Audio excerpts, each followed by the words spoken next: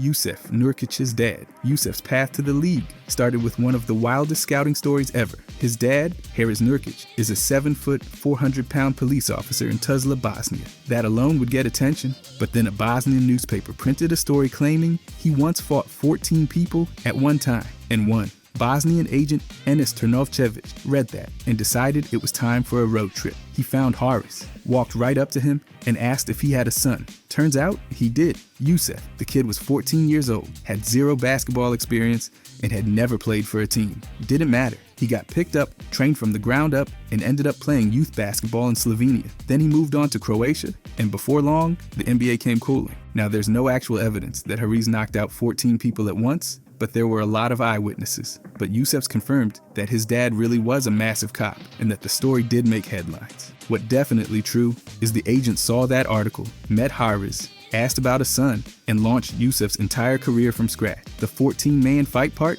more mystery than fact, but the rest, verified. That's how a 7-foot cop with a wild newspaper headline helped find one of Bosnia's biggest basketball stars, Joakim Noah's practice blow-up. By January of 2018, Joakim Noah had already fallen far out of the Knicks' rotation. After signing a massive 4-year deal, he was barely seeing the floor. 7 games, less than 6 minutes a night, and a 20-game suspension to kick off the season didn't help his case. Then came January 24th. That's when everything boiled over. The day before, he played 5 minutes in a road loss. At the next practice, Noah reportedly let his frustration loose. He went at head coach Jeff Hornacek with words first, not whispers, loud, heated frustration about his role. But then, according to several sources, it turned physical. Hornacek was the one who actually shoved Noah. That's not fan gossip. That came from major outlets at the time. No punches, just enough contact to make things explode. Staff had to step in and break it up. Right after that practice, the Knicks sent Noah on an indefinite leave. No games, no practices, no team events, just gone. A week later, they made it official. He wasn't coming back. They tried to trade him, but the contract was way too big. Locker room tension, low minutes, and now a coach altercation. Nobody was touching that deal. So Noah spent the rest of that season away from the team entirely. The final move came in October when they waived him using the stretch provision. That was the end. The confirmed reports all line up. Hornacek initiated the shove. The argument was real, and the Knicks didn't wait around. That practice was the last time Noah ever suited up for New York. Manute Ball's lion story. The famous tale of Manute Ball killing a lion with the spear has been passed around for years, but not everything in it checks out. Most versions say it happened when he was around 15, while herding cattle in Turlai, South Sudan. Supposedly, a lion threatened the herd, and teenage Bull grabbed a spear, struck, and killed it. Sounds wild, right? That's because it is.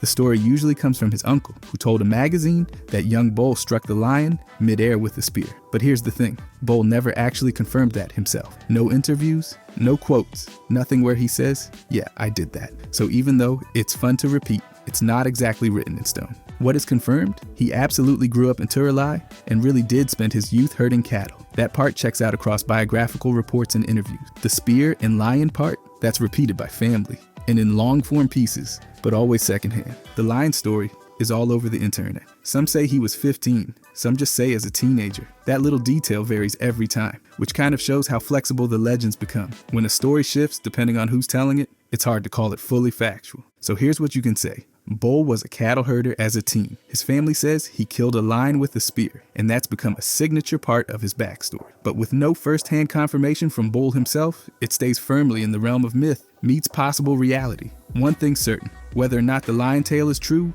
the legend of Bull is already larger than life. By the way, if you guys want to subscribe, I'm going to be posting every day. Thanks. Anyways, Charles Barkley's drunk game. This one's legendary and real. During the 1992 season, Barkley thought he'd finally been traded to the Lakers. His agent called in the morning and told him the deal was basically done. So naturally, he started celebrating with drinks. By noon, Barkley was fully in party mode, telling friends he was headed to Los Angeles. Then around 3:30, the update came in. Trades off.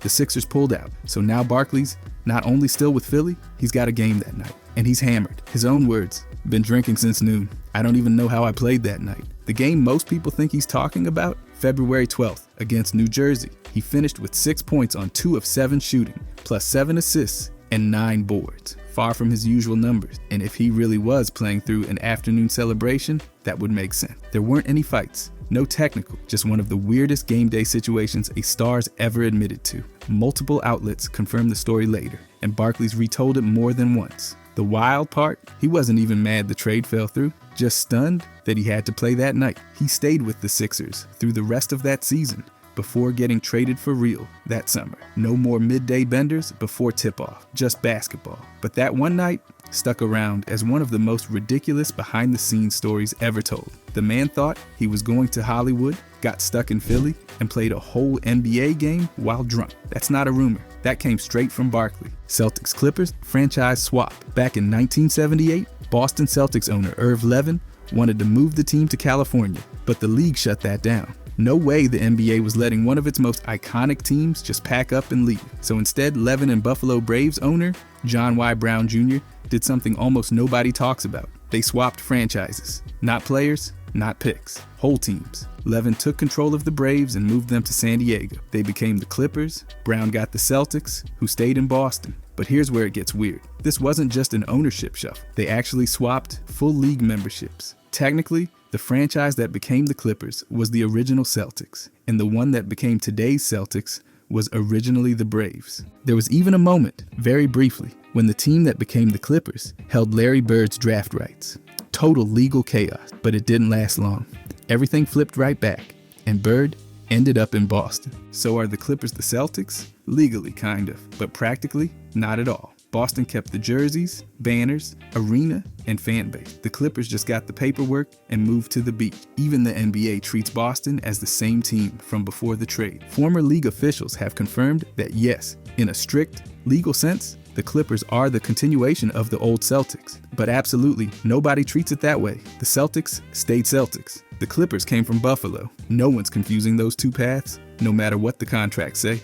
Just one of the strangest chapters in league history. J.R. Smith's almost courtside lawsuit. Back in January of 2010, Smith came way too close to getting sued during warm-ups. His former lawyer, Rusty Hardin, the same guy who repped Roger Clemens, was chasing down unpaid legal fees from a case back in 2006. Smith allegedly owed over $22,000 in legal bills after Hardin's team defended him in a pickup game assault case. Apparently Smith hadn't paid and he wasn't returning calls. So Hardin's team decided to get creative. Since Hardin had Rocket season tickets, he coordinated with a process server to have Smith served court papers right at Courtside during a Nuggets-Rockets game. Yes, really. They planned to drop the lawsuit on him right in front of everyone. Legal drama with a side of popcorn. But 2 hours before tip-off, Smith wired over a partial payment, just enough to delay the filing. One of the lawyers called it a three-pointer at the buzzer since the money showed up only 8 minutes before the 6 o'clock deadline. That payment bought him 30 days to finish covering the tab. If he paid the rest, the suit would be dropped. The ambush in Houston was off, for now. When asked about it, Smith brushed it off like it was just a scheduling error. He called it a miscommunication and said he needed to check with his financial people. Classic move. So in the end, no public scene at the Toyota Center.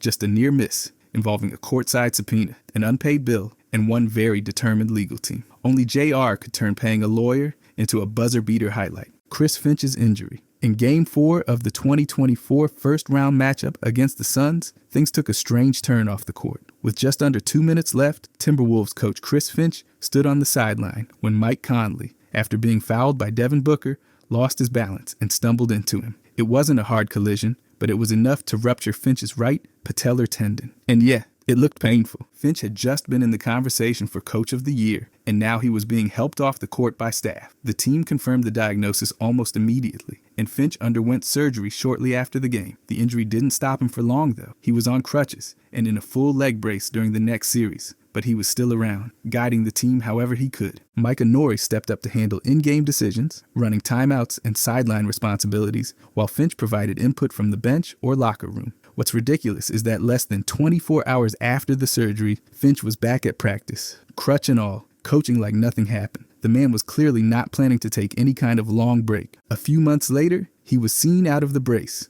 interacting with players, looking far more mobile. No official announcement came about his full return, but all signs pointed to steady recovery. The injury might have taken him off his feet temporarily, but it didn't stop him from staying locked in with the team. One freak sideline collision, a knee blowout, surgery, and the guy still didn't miss a beat when it came to leading his squad. Patrick Ewing's MSG security rant on March 11th, 2021, Patrick Ewing, the face of the Knicks for 15 seasons, got stopped multiple times inside Madison Square Garden. Not by fans, by security. He was coaching Georgetown during the Big East tournament and got hit with, "Where's your pass?" Like he was just some random dude in a suit. Ewing didn't hold back after the game. He told reporters, "I thought this was my building. Everybody in this building should know who the hell I am." And honestly, hard to argue. His number 33 is literally hanging in the rafters. He's in the Hall of Fame. He carried that franchise to 2 finals, and now he's getting checked like he's trying to sneak into a Drake concert. He even joked about having to call James Dolan and remind him who owns those banners. Said he was going to ask if his number was still up there. MSG tried to clean it up quick. Dolan called Ewing that same day, and they put out a statement saying they respect and appreciate his legacy. But still, it wasn't a good look. This wasn't just some intern forgetting a face. This was a string of security checks on one of the greatest players in Knicks history. And it fits right into the weird MSG security trend. Charles Oakley got dragged out in 2017. Spike Lee got stopped at the wrong entrance in 2020. Now Ewing's getting patted down like a fan sneaking in snacks. It didn't turn into a full-blown feud, but it was another chapter in the strange, overly policed vibe at Madison Square Garden. Even legends apparently need credentials now. Mark Eaton's unexpected journey. Mark Eaton was 6'11" in high school and still spent most games stuck on the bench. He wasn't coordinated, didn't move like a basketball player, and by the time he graduated, he was done with the sport. Instead, he trained to be an auto mechanic, got certified in Phoenix, and was back in Southern California under car hoods while his classmates were off chasing scholarship. In 1977, that changed fast. A Cypress College assistant coach named Tom Lubin walked into the shop, saw Eaton, and asked why he wasn't playing ball. Eaton wasn't having it. He just wanted to fix the car, but Lubin didn't let up. He told Eaton he'd teach him how to play as a big guy, not some oversized guard. After 30 minutes of talking, Eaton agreed to give it a shot. He joined Cypress College, played 2 years, and even won a state title that earned him a transfer to UCLA. Though his minutes were limited, then came another key moment. Wilt Chamberlain told him to stop chasing guards and just protect the basket, rebound, block shots, stay home. Eaton took it to heart. After college, Eaton and Lubin literally called around looking for NBA chances. The Utah Jazz gave him a shot. He was drafted in 1982, 72nd overall, and not long after, locked in a 5-year deal. From there, he became a defensive wall. 2 Defensive Player of the Year awards, 4-time league leader in blocks, 11 years with the Jazz, and the highest career average for blocks in NBA history, from fixing cars to fixing the paint. Paxton vs. Del Negro. On March 30th, 2010, tensions inside the Bulls front office exploded into an actual physical confrontation. The team had just lost to the Sun, and Joakim Noah had played 27 minutes, below his normal load, but above the strict minutes cap management had imposed while he recovered from a foot injury. That cap was non-negotiable, and VP John Paxson was furious it had been ignored. Right after the game, Paxson stormed into head coach Vinny Del Negro's office. What followed was one of the most bizarre confrontations in NBA leadership history. According to multiple sources, Paxson grabbed Del Negro by the tie, shoved him in the chest twice, and challenged him to a fight. Assistant coach Bernie Bickerstaff stepped in and stopped it from turning worse. ESPN reported that Paxson had clearly been the aggressor. CBS and SB Nation backed it up, saying he shoved and even briefly choked Del Negro during the outburst. No punches were thrown, but it was heated enough for the Bulls to launch an internal investigation and bring in legal counsel to interview witnesses. Del Negro never detailed what happened publicly. He called it an internal matter, kept the focus on basketball, and finished out the season. But just weeks later, he was let go in May. Paxson kept his job and eventually addressed it the next year, saying he regretted the incident and shouldn't have let emotions take over. But he still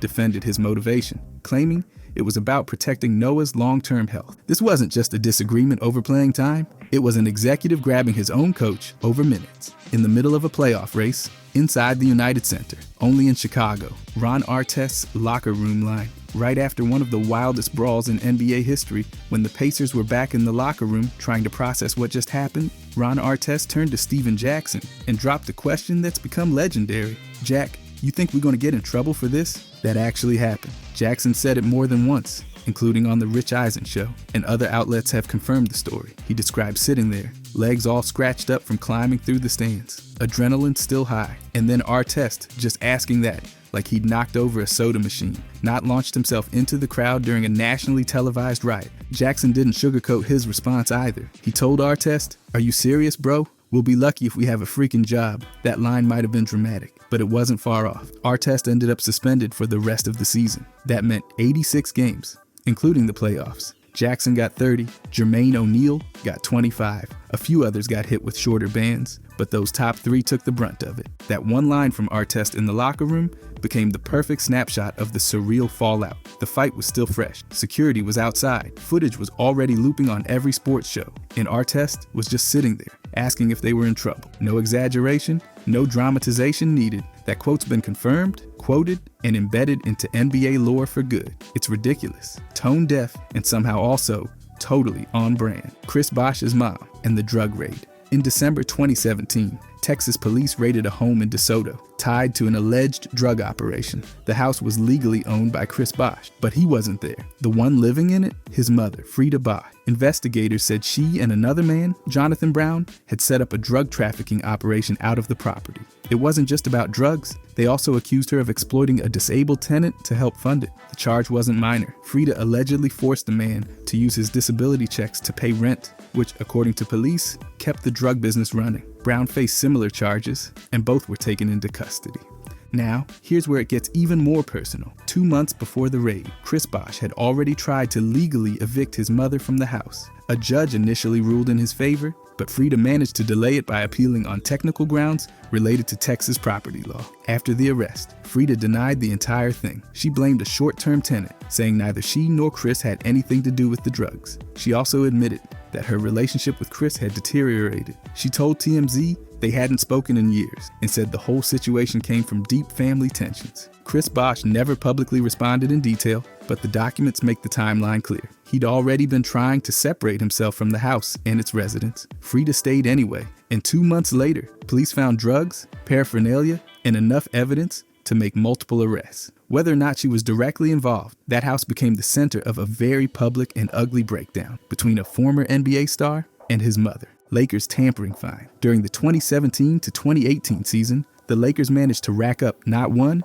but 2 tampering fines, and they did it in under 7 months. The first one hit in August 2017, and it was no slap on the wrist. The NBA fined them $500,000 after Rob Pelinka was caught communicating with Paul George's agent. That broke anti-tampering rules, and what made it worse was that it happened after Magic Johnson had already stirred the pot. Magic had gone on Jimmy Kimmel earlier that year and made comments about George that raised eyebrows. That was already pushing it. The league warned them, and then Pelinka made things worse with direct contact. That's what triggered one of the largest tampering fines in league history at that time. Then 5 months later, in February 2018, they did it again. Magic Johnson, now team president, publicly praised Giannis, calling him a future MVP and champion. The NBA saw that as crossing the line again, so they handed the Lakers another fine, this time for $50,000. Neither fine involved actual transactions or under-the-table meetings, but the league wasn't playing around. They made it clear that even compliments could count as tampering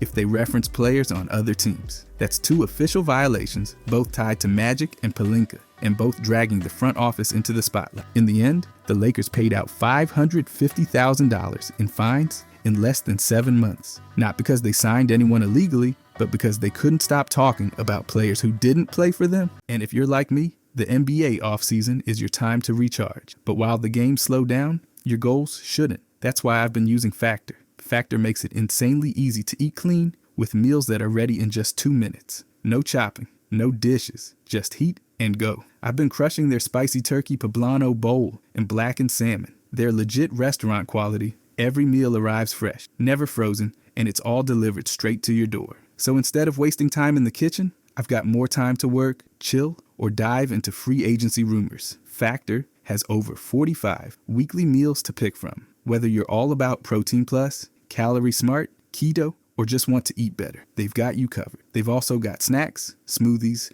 breakfasts, and even desserts. It's everything you need to stay on point all day long. Get started at factormeals.com/modernjam50off and use code modernjam50off to get 50% off, plus free shipping on your first box. That's code modernjam50off at factormeals.com factor.com/modernjam50off for 50% off plus free shipping. Thank you to Factor for sponsoring. Wilt Chamberlain versus Elgin Baylor in D.C. In the summer of 1957, Wilt Chamberlain showed up on the blacktop courts of Washington, D.C. looking for one thing, Elgin Baylor. This wasn't some quiet scrimmage either. These were structured 5-on-5 matchups, with crowds packed along fences and rooftops, all there to watch two future legends clash before anyone had heard them called pros. Wilt had just finished his sophomore year at Kansas. Baylor, already a D.C. playground hero, was about to become a national name. Both brought squads made up of top amateur talent and ran game after game on the city's toughest courts, especially Kelly Miller Junior High. And it wasn't soft. Dunks,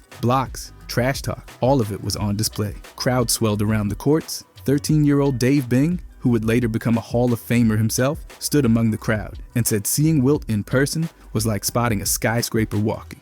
For local fans, these games weren't just fun, they were validation. DC wasn't seen as a basketball hotspot yet, but Wilt's presence changed that. If he came looking for a challenge here, then DC was worth something. Wilt came back again the next summer in 1958. More games, more buzz. No box scores, no cameras, just memory and witness accounts passed down like folklore. Baylor eventually went number 1 in the NBA draft. Wilt followed not long after. Their battles on the court in DC were pure chaos and electricity, street ball classics that happened before the spotlight ever found them. These weren't warm-ups, these were reputations being built in real time. Brian Scalabrinis Scalin. After retiring in 2012, Brian Scalabrini didn't quietly disappear. He invited the trash talk. In January 2013, Boston's Toucher and Rich radio show launched The Scalin, a one-on-one gauntlet where 4 local hoopers got their shot at the self-proclaimed White Mamba. They sent in cocky audition tapes, flexed hard, and then walked into a buzzsaw. Scalabrini wiped the floor with them. He outscored all 4 a combined 44-6.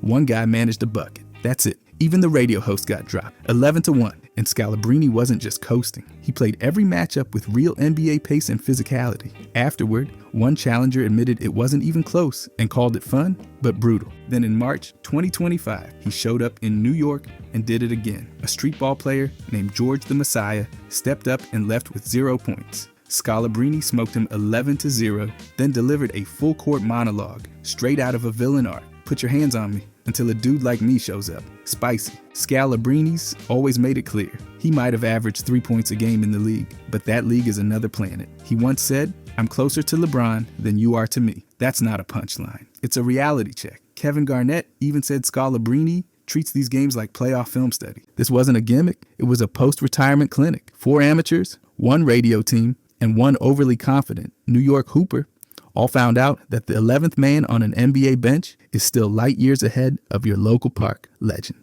Scalabrini never left the game. He just started handing out reminders. Terry Rozier versus Drew Bledsoe. In April 2018, the Celtics and Bucks squared off in the first round of the playoffs, and a hilarious mix-up turned into one of the funniest side plots of the series. After Game 1, Terry Rozier was doing a standard post-game interview when he accidentally called Eric Bledsoe Drew Bledsoe. Yeah, the former Patriots quarterback. It didn't take long for that slip to catch fire. Media outlets latched onto it immediately. Bledsoe, he was not amused. After Game 2, when asked about Rozier, he responded with the now infamous quote, "I don't even know who the F that is." Deadpan. Cold. It only made things funnier. Rozier saw the moment and doubled down. For Game 1 of the second round against the Sixers, he showed up in a full Drew Bledsoe Patriots jersey. No subtlety, just pure petty gold. He later said he'd picked it up after Game 2 and was just waiting for the right moment to unleash it. Even the real Drew Bledsoe jumped in, giving his approval online. No lawsuits, just love. What started as an accident turned into a lighthearted feud, with fans turning Drew Bledsoe into an ongoing punchline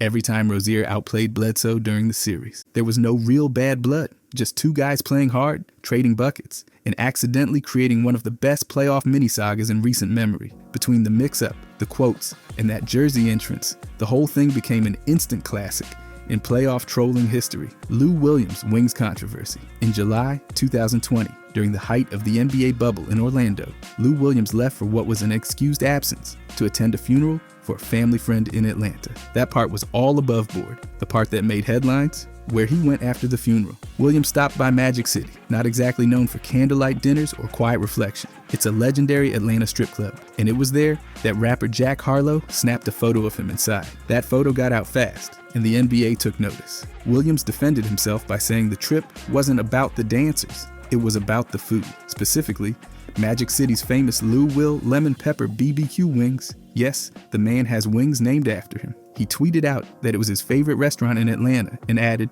"Ain't nobody partying, chill out." Later, in a 2025 interview, he backed it up again, saying he'd been eating hotel room service food for days and just wanted real food. The funeral home, according to him, was just a block away, regardless of intent. The league launched an investigation and hit Williams with a 10-day re-quarantine when he returned. Doc Rivers, coaching the Clippers at the time, admitted the situation wasn't enjoyable. No suspension, no fine, but plenty of headlines and plenty of memes. That trip gave birth to his nickname, Lemon Pepper Lou, which he later trademarked. Magic City still has the wings on the menu, and the internet still brings it up like it happened yesterday. One trip, one photo, and now he's the only player in the league history with a menu item tied to a quarantine violation. Michael Jordan's practice punches. MJ wasn't just brutal in games, he brought that same fire to practice, and sometimes it boiled over. Two of the most infamous examples, Steve Kerr and Will Perdue. And both confirmed the punches actually happened. In 1995, during a preseason Bulls scrimmage, Jordan and Kerr got into it. Kerr had been playing hard. Jordan didn't like the calls going against him, and tension snapped. MJ punched him. Kerr said afterward, "I think he punched me in the face." Phil Jackson threw Jordan out of practice immediately. Later that day, Jordan called to apologize, admitting he was out of line and calling himself an idiot. Oddly enough, Kerr said that moment helped build trust between them. By the end of that season, they were teammates on one of the greatest teams ever. Then there was Will Perdue. In another Bulls practice, Perdue set a hard screen that knocked Jordan to the floor. Jordan warned him not to do it again. Perdue did, and Jordan fired a punch that dropped him. Perdue got a black eye out of it, and later said Jordan's intensity was always dialed up, even in team walkthroughs. This wasn't about showboating, it was about control, dominance, and standards. Neither player held a grudge. In fact, both talked about how those moments, though rough, helped clarify the team's mindset. If you were in those practices, you either got sharper or you got out. That was Jordan's whole deal. If you couldn't take the heat in the gym, you weren't going to survive the playoff. And sometimes, yeah, that heat came with a punt. Kentel Woods, rookie card ID fiasco. On March 29th, 2003, Portland police pulled over rookie Kentel Woods for speeding. Simple traffic stop, right? Not quite. Turns out Woods didn't have a valid driver's license or insurance. And when officers asked for ID, Woods reached for one of his own basketball cards. Seriously, he handed over his rookie trading card, along with 2 credit cards, as if that combo could replace a government-issued ID. The cops didn't buy it. They also found marijuana in the car, which only added to the stack of charges. Woods ended up facing multiple counts: speeding, driving without insurance, driving with a suspended license, and marijuana possession. He initially pleaded innocent, but later entered a no-contest plea on some of the charges, and was fined $1,096. The whole situation became an instant symbol of the early 2000s Jailblazers chaos, when off-court headlines followed the team almost as much as box scores did. Fans still bring it up today. It's cemented as one of those bizarre NBA side stories, like, remember when Kentel tried to use a rookie card as ID? No footage, just verified reports from outlets like ESPN and the Plainview Herald. It's not a myth, it actually happened. And in NBA history, that's not just a bad decision. That's a Hall of Fame level identification strategy.